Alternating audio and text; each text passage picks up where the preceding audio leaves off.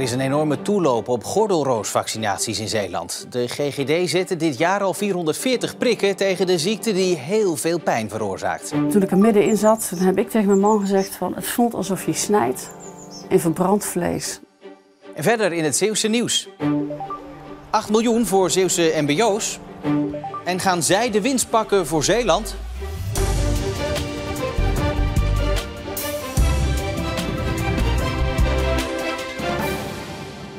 Goedenavond. Het kan heel erg veel pijn en leed veroorzaken, gordelroos. En steeds meer Zeeuwen zijn zich daar bewust van. Ten opzichte van begin vorig jaar lieten dit jaar 18 keer zoveel mensen zich al vaccineren. De verhalen van mensen die gordelroos hebben gehad maken indruk. Douchen is, doe ik met washand tussen mijn tanden, omdat het zoveel pijn doet. Ik kan niet douchen met warm water. Ik ben op een gegeven moment ben ik echt huilend opgestaan. Dat ik ook echt zei, van, ik trek dit gewoon niet. En ik moet nog 10 dagen. Slapen onder een deken had ook niet. Adrie, 70 jaar uit Sint-Jansteen, kreeg 3 jaar geleden gordelroos. Bij Justa, 57 uit Ede, begon het vorig jaar september. Ja, het was echt een gordel. Ja. Het was echt, begon vanaf hier. En dan is het onder mijn oksel doorgegaan, over mijn rechterborst en dan eindigde het hier weer. Eerst allemaal witte blaasjes op mijn lijf. Pijn begon toe te nemen. En dat werd langzaam werd dat zwart en op een duur waren het open wonden. Ja, die klinkt heel dramatisch. Maar op dat moment toen ik er middenin zat, dan heb ik tegen mijn man gezegd van het voelt alsof je snijdt in verbrand vlees. Terwijl Justa tijdens de ziekte veel pijn had, kwam dat bij Adrie pas achteraf. Toen ik de gordelroos zelf had, had ik wel last van die wonden, maar ik had geen pijn. En toen het eenmaal de wonden weg waren, toen is de pijn begonnen. En toen kwamen ze er dus achter dat mijn zenuwen vernietigd waren, kapot waren. En hoe voelt dat? 24 uur per dag een branderige pijn. Echt branderige pijn. Vooral als je een shirt erover hebt of een deken of noem maar op. Het is eigenlijk niet te doen. De kans dat je gordelroos krijgt is best groot. 1/4 van de mensen krijgt het. Het is dus een virus wat je als kind krijgt en dan heet het waterpokken. En dan blijft het in je lichaam. Net als met koortslip ook het geval is. En op het moment dat je afweer dan vermindert, dat kan zijn omdat je ziek bent, maar het kan ook zijn omdat je ouder wordt, dan kan dat weer uitbreken. De meeste mensen zijn er na een paar weken weer vanaf, maar 1/4 van de mensen houdt er langer dan 3 maanden klachten van. Een kleine 10% houdt er zelfs jarenlang pijn of jeuk aan over. Dat is dus best een grote groep.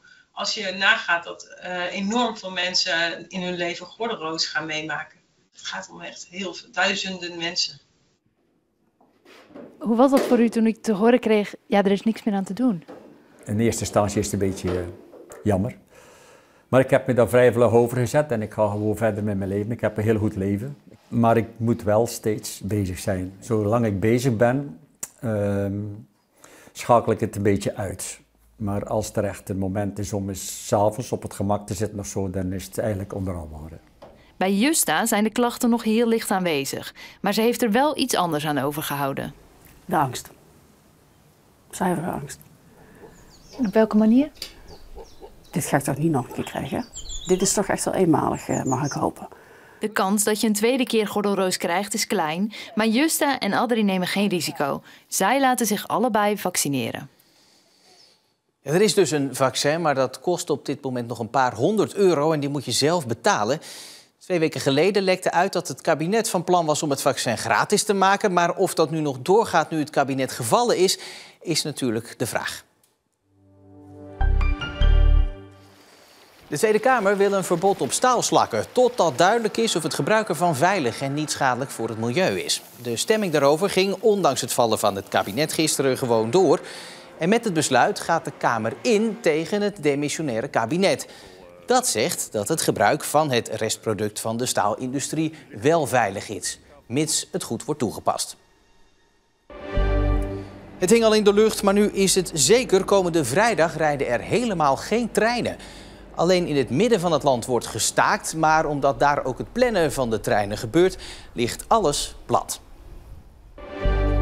Hugo de Jonge wil geen minister meer worden, ook niet als zijn partij, het CDA, hem dat zou vragen na een eventuele winst bij de komende Tweede Kamerverkiezingen. Nee, dat was ik al. Ik ben dat al 2 keer geweest. En ik denk dat daar voorlopig eventjes geen plek voor mij is. Dat moet ik niet doen. Ik heb weer andere ideeën over wat ik in de toekomst ga doen. Dus dat is geen verlokking nog richting Den Haag meer? Nee, zeker niet. Morgenavond is er een besloten vergadering van Provinciale Staten, waarna hoogstwaarschijnlijk bekend wordt gemaakt of de jongen de vaste commissaris van de Koning van Zeeland wil worden. Den Haag beslist daar uiteindelijk over. Minder tijd in het klaslokaal en meer leren in de praktijk. Dat willen de Zeeuwse mbo-scholen Scalda en het Horenbeek College. En in Den Haag zijn ze daar ook enthousiast over. En dus krijgt Zeeland 8 miljoen om die plannen uit te voeren. De toekenning was nog spannend, want door de val van het kabinet was het nog lang onduidelijk of het besluit vandaag nog wel genomen zou worden. Maar vanmiddag kwam dan toch het verlossende woord. De regiodeal voor het Zeeuwse mbo is ondanks de val van het kabinet goedgekeurd. We waren heel blij dat het Rijk de daad bij het woord heeft gevoegd. En dat we de kans krijgen om ons onderwijs op deze manier meer toekomstbestendig te maken. Zowel Scalda als het Horenbeek College. Dus dat was mooi nieuws. Met het geld willen de scholen mbo-onderwijs beter laten aansluiten op wat de regio nodig heeft. En dat betekent minder tijd in het klaslokaal en meer leren in de praktijk. Zoals hier bij proefboerderij Rusthoeve in Kolijnsplaat. Ja, dat beviel eigenlijk wel goed. Dat is toch weer anders dan dat je de hele dag op school zit. En hier leer je natuurlijk ook wat meer de praktische kant. Ja, heel goed. En ik heb hem dan versneld gedaan. Dus ze helpen je er echt mee om door te gaan. En hier kan je ook gewoon heel veel leren. Je bent dan toch meer ook bij de praktijk in de buurt. Dus je ziet van alles en nog wat. En ja, de theorie, je moet het weten. Maar praktijk draait het allemaal een beetje om. Dat gebeurt nu dus al, maar met het geld willen Scalda en het Horenbeek College deze onderwijsvorm bij nog veel meer opleidingen gaan toepassen. En ook de theorielessen moeten dichterbij komen via kleinschalige regio-hubs. Dus wij gaan locaties inrichten aan de randen van Zeeland. Dan moet je denken aan Tolen, misschien in Sluis, misschien in Oostburg. We staan hier op dit moment op de Rusthoeve in Kolijnsplaat. Nou, dat is zo'n plek in de regio, in de praktijk, waar we in dit geval onze opleidingen teelt, met name een aantal groene opleidingen, gaan huisvesten. Die krijgen hier dan les, die krijgen dan zowel theorie als de praktijk, waardoor dat mooi geïntegreerd wordt. Voor Zeeland is deze investering van 8 miljoen meer dan welkom. Want het aantal mbo-studenten daalt hier al jaren, terwijl de werkgevers juist zitten te springen om mbo-opgeleid personeel. Vooral in sectoren als de zorg, techniek en landbouw. En met dit geld en de bijbehorende plannen moeten de Zeeuwse mbo-studenten voor Zeeland behouden blijven en de werkgevers bediend worden van personeel. Deze Zeeuwse mbo-aanpak is al jaren in ontwikkeling, maar met dit geld kunnen Scalda en Horenbeek hun koers doorzetten en uitbreiden. Ze zijn meer praktisch, meer in de praktijk, meer bij de bedrijven. Dus de studenten zullen, denken wij, ook eerder in die bedrijven in de regio blijven. En dat is belangrijk voor Zeeland. Lijkt me een goede zaak. En ook de studenten zelf zijn er blij mee. Ik ben er wel blij mee, ja. Het is een flink bedrag, maar voor ons, dat natuurlijk als mbo-leerlingen, moet die faciliteit er ook wel wezen. En dat kost misschien wat geld, maar misschien levert het wel op. De grotere scholen zitten natuurlijk ver weg. En als je dan dezelfde hoeveelheid de theorie en de praktijk kan krijgen hier, wel fijn voor de mensen in Zeeland. Straks in deze uitzending hoe een bijzondere tentoonstelling van een beroemd museumcafé wordt gedwarsboomd door een gemeente.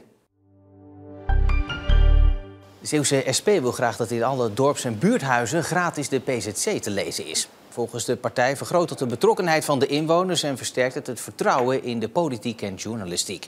De SP wil dat de provincie de abonnementen gaat betalen.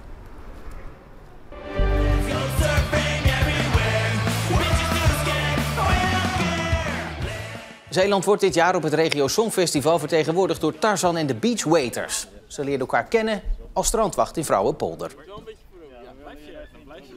Tarzan, dat ben ik. De inspiratie voor teksten kwamen vanuit het strandwachtwerk. De muziek kwam vaak uit een jam of een ideetje. En dan heb je vrij snel al een band en muziek te pakken. Hun nummer, dat houden ze nog even geheim. Maar hun missie is helder: het Regio Songfestival onvergetelijk maken. Een heel groot feest. Met veel confetti. Eén grote gekkigheid zoals ze eigenlijk gewend zijn van ons, maar dan nog meer. We moeten nog wel even wachten. Het Regio Songfestival strijkt in november neer in Arnhem.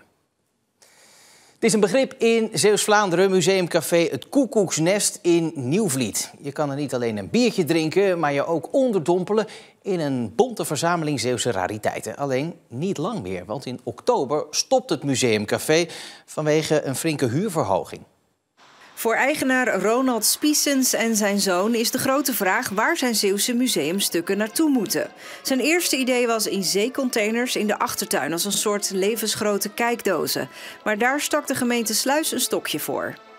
Nadat we de containers al hadden neergezet, toen we ermee wouden begonnen, een dag later stond er al iemand voor de deur met zeggend van de gemeente van dit mag niet. Bij mijn weten is het college nog nooit hier binnen geweest. Dus ik denk dat ze ook uit onwetendheid zeg maar,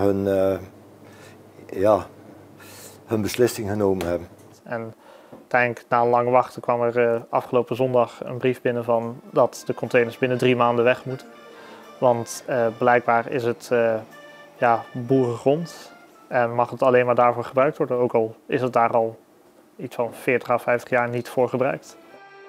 Bij wijze van noodkreet zette Ronald het probleem met de museumstukken op Facebook. Het bericht is heel erg veel gedeeld, waaruit wel blijkt dat heel veel mensen zich betrokken voelen bij het Koekoeksnest. In de reacties kwam een gouden tip: schrijf een brief aan de gemeenteraad. En dat gaat Ronald nu doen.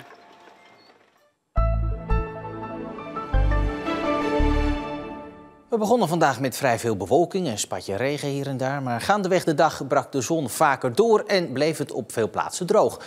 Morgen is het wisselvallig met veel buien en maar weinig zon. 17 tot 18 graden. Het is daarmee vrij koel. Er staat ook veel wind. En de dagen daarna is het ook wisselvallig. Dan naar onze site. Daar aandacht voor Anneloes Lammerts. De kitefoilster uit Schuddebeurs heeft een nieuwe medaille gekregen en ze heeft er niet eens wat voor hoeven doen. Hij kwam gewoon via de post. Hoe dat zit, dat lees je online in onze app en natuurlijk ook op omroepzeeland.nl. Ik wens u voor nu nog een heel fijne woensdagavond.